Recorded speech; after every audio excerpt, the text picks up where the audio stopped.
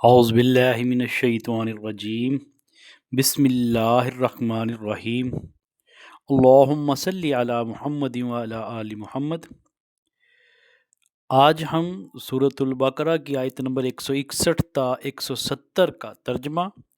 اور مختصر تفسیر بیان کریں گے۔ اللہ رب العزت سے دعا ہے کہ اللہ ہمیں سے صحیح بیان کرنے اور اس پر عمل کرنے کی توفیق عطا فرمائے، آمین۔ ان الذین کفروا، بے شک جو لوگ کافر ہوئے، وماتو اور وہ مر گئے، وہم کفارن اور وہ جو کافر ہیں، اولئک علیہم یہی وہ لوگ ہیں جن پر لعنت اللہ اللہ کی لعنت، والملائکتی اور فرشتوں کی، والناس اجمعین اور تمام لوگوں کی، یعنی جن لوگوں نے کفر کا رویہ اختیار کیا اور کفر کی حالت میں ہی مر گئے، ان پر اللہ اور فرشتوں اور تمام انسانوں کی لعنت۔ کفر کے اصل معنی چھپانے کے ہیں، اسی سے انکار کا مفہوم پیدا ہوا اور یہ لفظ ایمان کے مقابلے میں بولا جانے لگا۔ دراصل میں یہاں پر یہ بات سمجھانا چاہتا ہوں کہ ہمارے ہاں اکثر کافر یا کفر کا سے مراد یہ لیا جاتا ہے کہ جو اللہ کو نہیں مانتے، یا جو بتوں کی پوجا کرتے ہیں، یا جو اللہ کے علاوہ کسی اور کو معبود بناتے ہیں، اصل میں کافر وہی ہے۔ نہیں، ایسی بات نہیں ہے۔ کفر کی کئی اقسام ہیں۔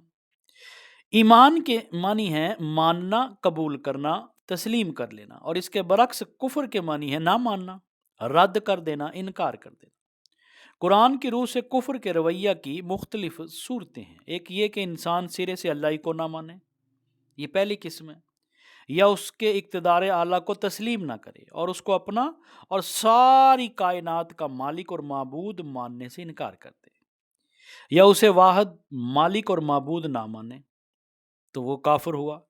دوسرا یہ کہ اللہ کو تو مانتا ہے مگر اس کے احکام اور اس کی ہدایات کو واحد منبع علم و قانون تسلیم کرنے سے انکار کرتے، یعنی وہ اللہ کو مانتا ہے لیکن وہ کہتا ہے کہ نہیں، اس کی جو تعلیمات کسی اور سے بھی سیکھی جا سکتی ہیں، واحد اللہ ہی ہدایت کا ذریعہ نہیں ہے، اور چیزوں سے بھی ہدایت حاصل کی جا سکتی ہے۔ تیسرا یہ کہ اصولاً اس بات کو بھی تسلیم کر لے کہ اسے اللہ ہی کی ہدایت پر چلنا چاہیے، مگر اللہ اپنی ہدایات اور اپنے احکام پہنچانے کے لیے جن پیغمبروں کو واسطہ بناتا ہے انہیں ماننے سے انکار کر دے، وہ بھی کافر ہے۔ اور چوتھا یہ کہ پیغمبروں کے درمیان تفریق کر دے اور اپنی پسند یا اپنے تعصبات کی بنا پر ان میں سے کسی کو مانے اور کسی کو نہ مانے، جیسے یہود و نصارہ ہیں، وہ اپنے اپنے انبیاء کو مانتے ہیں، کچھ کو مانتے ہیں کچھ کو نہیں مانتے، تو وہ بھی کافر ہیں۔ پانچواں یہ کہ پیغمبروں نے اللہ کی طرف سے عقائد، اخلاق اور قوانین حیات کے متعلق جو تعلیمات بیان کی ہیں ان کو یا ان میں سے کسی چیز کو قبول نہ کرے۔ اور چھٹا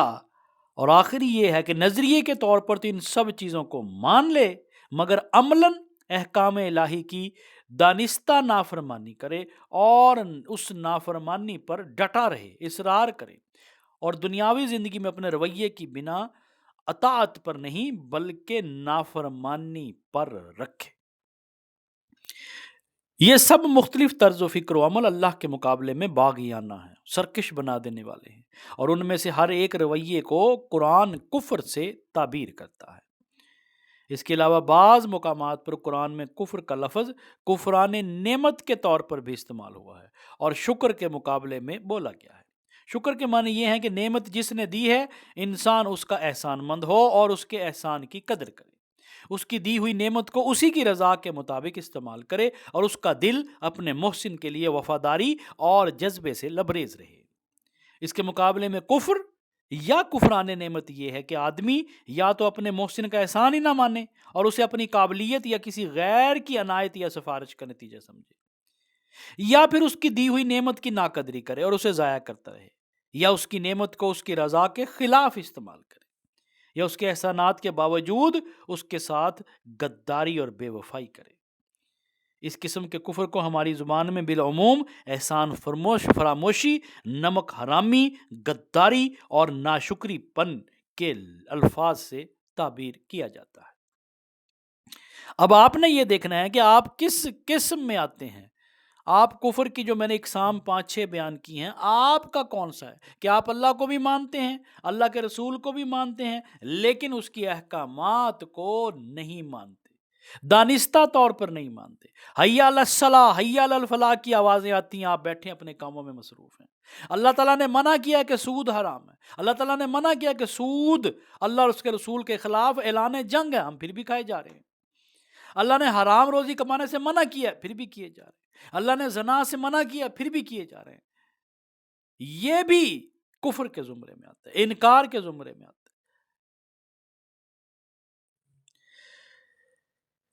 خالدین فیہا، ہمیشہ رہیں گے اس میں، لا یخفف،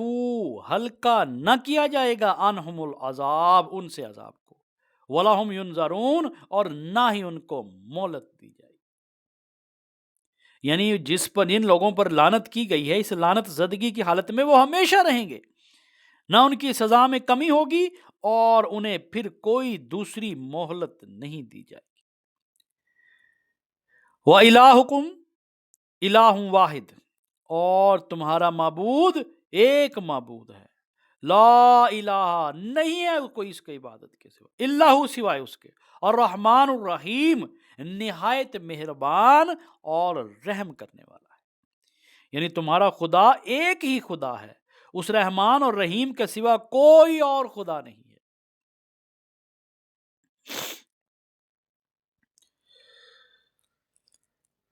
ان فی خلق السماوات والارض، بے شک تخلیق میں، پیدائش میں، آسمانوں اور زمین میں، واختلاف اللیل والنہار، اور رات اور دن کے آنے جانے میں، والفلک اللاتی، اور وہ کشتی جو کہ تجری فی البحر، جو سمندر میں بہتی ہے، بما ینفع، نفع دیتی ہے اس کے ساتھ، الناس، لوگوں کو، وما انزل اللہ، اور جو اتارا، نازل کیا اللہ نے، من السماء، آسمان سے، آسمان سے کیا نازل کیا؟ من ماء، پانی، فاحیا، پھر زندہ کیا، بہ الارض، اس سے زمین کو، بعد موتہا، اس کے مرنے کے بعد، وبث فیہا من کل دابۃ،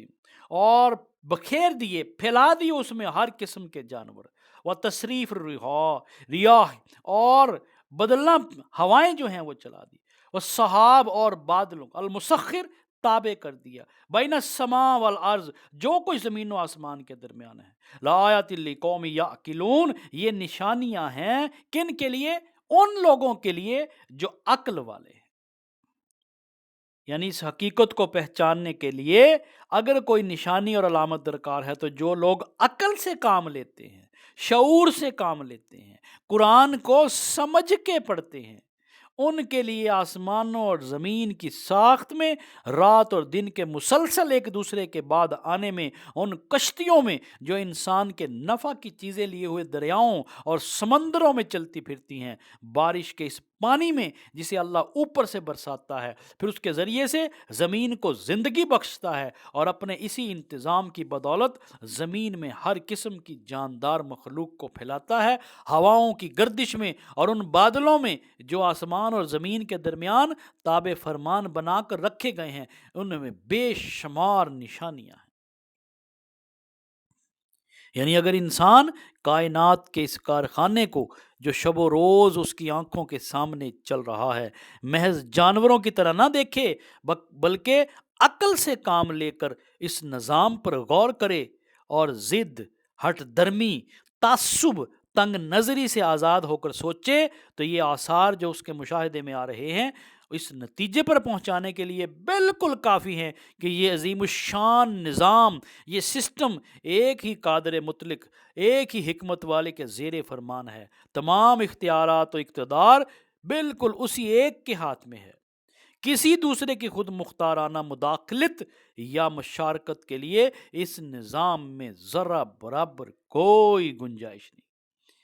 لہٰذا فی الحقیقت وہی ایک خدا تمام موجودات عالم کا اللہ ہے، اسی کے سوا کوئی ہستی، کسی قسم کے اختیارات ہی نہیں رکھتی کہ خدائی اور الوہیت میں اس کا کوئی حصہ ہو۔ وَمِنَ النَّاسِ مَن يَتَّخِذُ، اور ان لوگوں میں سے جو بناتے ہیں من دون اللہ، اللہ کے سوا، اندادوں شریک، یحبونہم وہ محبت کرتے ہیں، کحب اللہ جیسے اللہ سے محبت کی جاتی ہے، والذین آمنوا اور وہ لوگ جو ایمان لائے، اشد سب سے زیادہ حبا للہ اللہ ہی سے محبت کرتے ہیں۔ وَلَوْ يَرَى الَّذِينَ اور دیکھ لیں گے وہ جنہوں نے ظلموا ظلم کیا، اذ یرون العذاب اور جب وہ عذاب دیکھیں گے، ان القوۃ للہ تو قوت اللہ کے لیے ہے، جمیعاً ساری کی ساری، وان اللہ شدید العذاب اور بے شک اللہ شدید عذاب دینے والا ہے۔ یعنی وحدت خداوندی پر دلالت کرنے والے ان کے کھلے کھلے آثار کے ہوتے ہوئے بھی کچھ لوگ، کچھ کم عقل ایسے ہیں جو اللہ کے سوا دوسروں کو اس کا ہمسر اور مد مقابل بناتے ہیں، اور ان کے ایسے گرویدہ ہیں، ان سے ایسی محبت کرتے ہیں، ان سے ایسے عقیدے لگاتے ہیں جیسی اللہ سے محبت کرنی چاہیے، جیسے اللہ سے عقیدہ رکھنا چاہیے۔ حالانکہ ایمان رکھنے والے لوگ سب سے بڑھ کر اللہ کو محبوب رکھتے ہیں۔ کاش جو کچھ عذاب کو سامنے دیکھ کر انہیں سوجنے والا ہے وہ آج ہی ان ظالموں کو سوج جائے، جو کچھ وہ عذاب کو دیکھ کر ان کے عقل میں آنے والا ہے آج ہی اگر عقل میں آ جائے کہ ساری طاقتیں، سارے اختیار اللہ کے قبضے میں، اور یہ کہ اللہ سزا دینے میں بڑا ہی سخت ہے۔ یعنی خدا کی جو صفات اللہ کے لیے خاص ہیں ان میں سے بعض کو دوسروں کی طرف منسوب کرتے ہیں، اور اللہ ہونے کی حیثیت سے بندوں پر اللہ تعالیٰ کے جو حقوق ہیں وہ سب یا ان میں سے بعض حقوق جو ہیں ان دوسرے بناوٹی معبودوں کو ادا کرتے ہیں۔ یہاں پہ بات سمجھیے ذرا، اصل قرآن کا لب لباب یہی ہے، یعنی سلسلہ اسباب پر حکمرانی، حاجت روائی، مشکل کشائی، فریاد رسی، دعائیں سننا، غیب اور شہادت، ہر چیز سے واقف ہونا، یہ تمام خصوصیات صرف اور صرف اللہ رب العزت کی ہیں، اور یہ صرف اللہ ہی کا حق ہے کہ بندے اسی کو مقتدر اعلیٰ مانیں، اسی کے آگے اعتراف بندگی کریں، اسی کے آگے سر جھکائیں، اسی کی طرف اپنی حاجتوں میں رجوع کریں، اسی کو مدد کے لیے پکاریں، اسی پر بھروسہ کریں، اسی سے امیدیں وابستہ کریں اور اسی سے ظاہر و باطن میں ڈریں۔ اسی طرح مالک الملک ہونے کی حیثیت سے یہ منصب بھی اللہ ہی کا ہے کہ اپنی رعیت، اپنی بندوں کے لیے حلال اور حرام کے حدود مقرر کرے، ان کے فرائض و حقوق معین کرے، ان کو امر و نہی کے احکام دے، اور انہیں یہ بتائے کہ اس کی دی ہوئی قوتوں اور اس کے بخشے ہوئے وسائل کو وہ کس طرح، کن کاموں میں، کن مقاصد کے لیے استعمال کرے۔ یہ صرف اللہ کا حق ہے کہ بندے اس کی حاکمیت تسلیم کریں، اس کے حکم کو منبع قانون بنائیں، مانیں، اور اس کو امر و نہی کا مختار سمجھیں، اپنی زندگی کے معاملات میں اس کے فرمان کو فیصلہ کن قرار دیں، اور ہدایت و رہنمائی کے لیے اسی کی طرف رجوع کریں۔ جو شخص خدا کی ان صفات میں سے کسی صفت کو بھی کسی دوسرے کے ساتھ منسوب کرتا ہے اور ان کے حقوق میں سے کوئی ایک حق بھی کسی دوسرے کو دیتا ہے، وہ دراصل اس خدا کا مد مقابل اور ہمسر بناتا ہے۔ اور اسی طرح جو شخص یا جو ادارہ ان صفات میں سے کسی صفت کا مدعی ہو اور ان حقوق میں سے کسی حق کا انسانوں سے مطالبہ کرتا ہو، وہ بھی دراصل خدا کا مد مقابل اور ہمسر بنتا ہے، خواہ زبان سے خدائی کا دعویٰ کرے یا نہ کرے۔ یعنی جو کہتا ہے کہ میں جو مرضی قانون بناؤں، میں مالک ہوں، میں اقتدار اعلیٰ کا مالک ہوں، میں ظالم حکومتوں کی طرف پوائنٹ آؤٹ کر رہا ہوں، جو لوگوں کے ووٹوں کو مینیپولیٹ کرتے ہیں، لوگوں کی رائے کو بدل دیتے ہیں، حکومتیں توڑتے اور جوڑتے ہیں، اپنے قانون لے کے آتے ہیں، ظلم کی حکومتیں چلاتے ہیں، گو کہ وہ خدائی کا دعویٰ نہیں بھی کر رہے لیکن وہ اللہ کی ہمسری کا اس لیے دعویٰ کر رہے ہیں کہ وہ کہتے ہیں ہم جو قانون بنائیں گے وہی میرا وہی چلے گا، چاہے وہ اللہ کی قانون کے مخالف کیوں نہ ہو۔ فرعون نے بھی تو یہی دعویٰ کیا تھا کہ میں خدا ہوں، میں جو کہوں، جس کو چاہوں زندہ کروں، جس کو چاہوں مار دوں، یہ میرا قانون چلے گا۔ یعنی ایمان کا تقاضا یہ ہے کہ آدمی کے لیے اللہ کی رضا ہر دوسرے کی رضا پر مقدم ہے، اور کسی چیز کی محبت بھی انسان کے دل میں یہ مرتبہ اور مقام حاصل نہ کر لے کہ وہ اللہ کی محبت پر اسے قربان نہ کر سکتا۔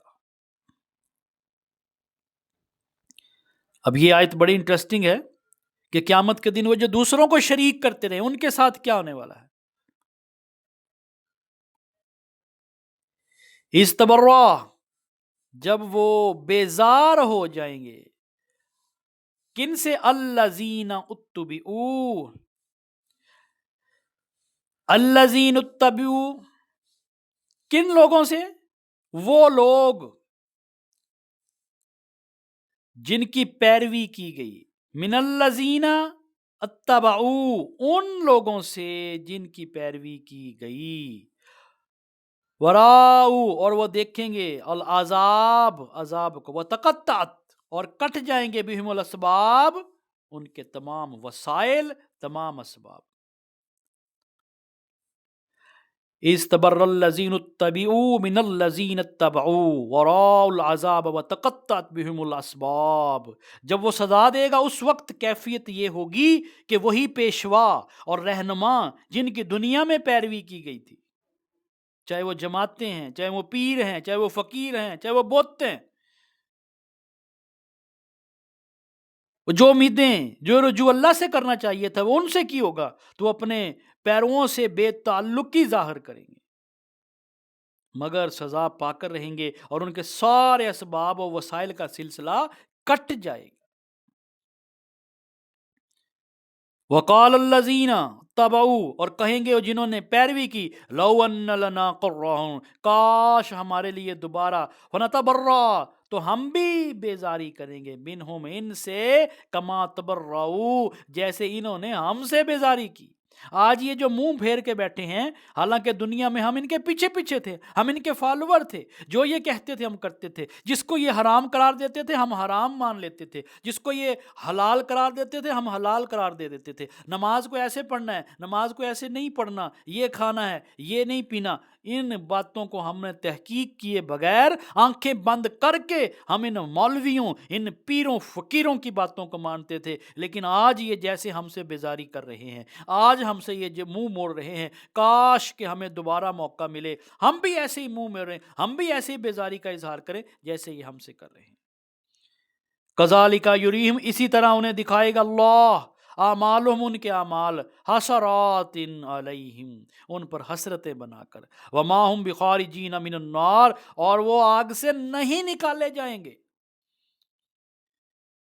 استغفر اللہ۔ اور وہ لوگ جو دنیا میں ان کی پیروی کرتے تھے کہیں گے کاش ہم کو پھر ایک موقع دیا جاتا، تو جس طرح آج یہ ہم سے بیزاری ظاہر کر رہے ہیں، ہم بھی ان سے بیزار ہو کر دکھا دیتے۔ یوں اللہ ان لوگوں کے وہ اعمال جو یہ دنیا میں کر رہے ہیں ان کے سامنے اس طرح لائے گا کہ حسرتوں اور پشیمانیوں کے ساتھ ہاتھ ملتے رہیں گے، مگر آگ سے نکلنے کی کوئی راہ نہ پائیں گے۔ یہاں میں پھر دہراتا چلوں، خاص طور پہ گمراہ کرنے والے پیشواؤں، مولویوں، علماء سو، لیڈروں اور ان کے نادان فالوور کے انجام کا اس لیے ذکر کیا گیا کہ جس غلطی میں مبتلا ہو کر پچھلی امتیں بھٹکی تھی اس سے مسلمان ہوشیار رہیں اور رہبروں میں امتیاز کرنا سیکھیں اور غلط رہبری کرنے کے پیچھے نہ چلیں۔ ان کا رہبر امام الانبیاء صلی اللہ علیہ وآلہ وسلم ہے، ہدایت کے لیے قرآن مجید ہے، احادیث مبارکہ ہے، سیرت نبوی ہے، پہلے ان کو تو پڑھ لیں، قرآن کو تو خود سمجھ کے پڑھ لیں، حدیث کا تو مطالعہ کر لیں، نبی کی سیرت کو کیا پڑھ لیا ہے، اس کے بعد جب اس کی سمجھ آ جائے پھر دیکھیں کہ آگے آپ نے کیا پڑھنا ہے۔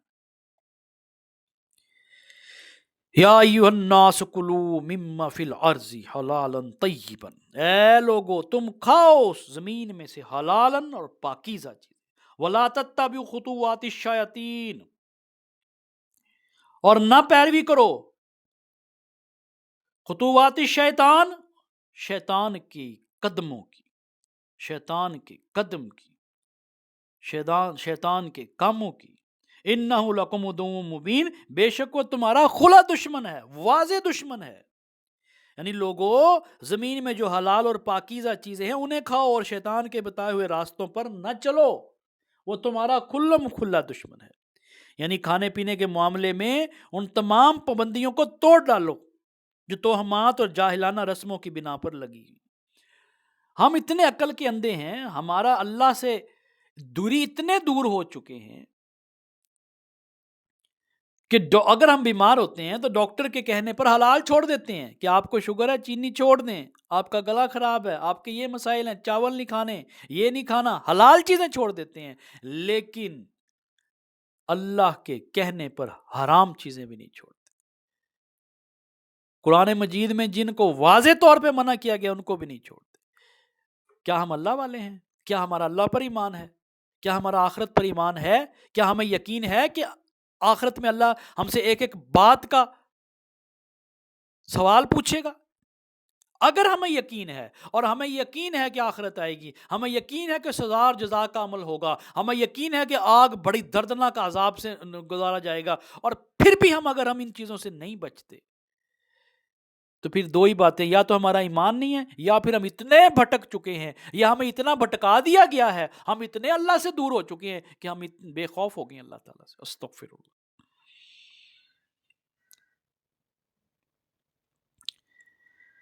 انما یأمرکم بالسوء والفحشاء وان تقولوا علی اللہ ما لا تعلمون، وہ تمہیں بدی اور فحش کاموں کا حکم دیتا ہے اور سکھاتا ہے کہ تم اللہ کے نام پر وہ باتیں کہو جن کے متعلق تمہیں علم نہیں کہ وہ اللہ نے فرمائی ہیں۔ یہ بڑی امپورٹنٹ بات ہے۔ یعنی انما یأمرکم بالسوء والفحشاء وان تقولوا علی اللہ ما لا تعلمون، یعنی وہ شیطان جو ہے وہ تمہیں برائیوں کا حکم دیتا ہے اور وہ باتیں کہو جن کے متعلق تمہیں علم نہیں کہ اللہ نے فرمائی ہے۔ یعنی ان واہمی رسموں اور پابندیوں کے متعلق یہ خیال ہے کہ یہ سب مذہبی امور ہیں جو خدا کی طرف سے تعلیم کیے گئے، یہ ان بدعات کا ذکر ہے، یہ ان برائیوں کا ذکر کیا جا رہا ہے جو ہمارے مذہب، ہمارے اسلام میں پھیلا دیے گئی ہیں۔ دراصل یہ شیطانی اغوا کا کرشمہ ہے، اس لیے کہ فی الواقع ان کے من جانب اللہ ہونے کی کوئی سند موجود نہیں۔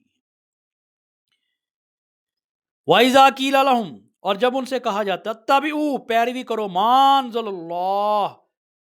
جو اللہ نے نازل کیا، قالو، تو وہ کہتے ہیں بل نتبع ما الفینا، ہم پیروی کریں گے اس کی جو ہم نے پایا، علیہ، اس پر، آباءنا، اپنے باپ دادا کو۔ اولو کان آباہم، اگرچہ ان کے باپ دادا لا یعقلون، عقل نہ رکھتے ہوں، بے شعور، شیئن، کچھ بھی، ولا یہتدون، اور نہ ہی وہ ہدایت یافتہ ہوں۔ یعنی ان سے جب کہا جاتا ہے اللہ نے جو احکام نازل کیے ہیں ان کی پیروی کرو، تو جواب دیتے ہیں کہ ہم تو اسی طریقے کی پیروی کریں گے جس پر ہم نے اپنے باپ دادا کو پایا۔ اچھا، اگر ان کے باپ دادا نے عقل سے کچھ کام نہ لیا ہو اور راہ راست نہ پائی ہو تو کیا پھر بھی یہ انہی کی پیروی کرتے چلے جائیں گے؟ اللہ نے قرآن، یہ معجزہ ہے قرآن کا کہ آپ جب بھی پڑھتے ہیں 1400-1500 سال کے بعد بھی پڑھیں گے، یہ محسوس ہی ہوتا ہے کہ جیسے ابھی ابھی ہم پر آج کے حالات کے مطابق نازل کی گئی۔ آج آپ دیکھیں جو بھی فرقہ پرست ہیں، دیوبندی، بریلوی، اہل حدیث، اہل تشیع، وہ اس لیے ہیں کہ ان کے آباء و اجداد وہ فرقے والے ہیں۔ دیوبندی کا بیٹا دیوبندی، بریلوی کا بیٹا بریلوی،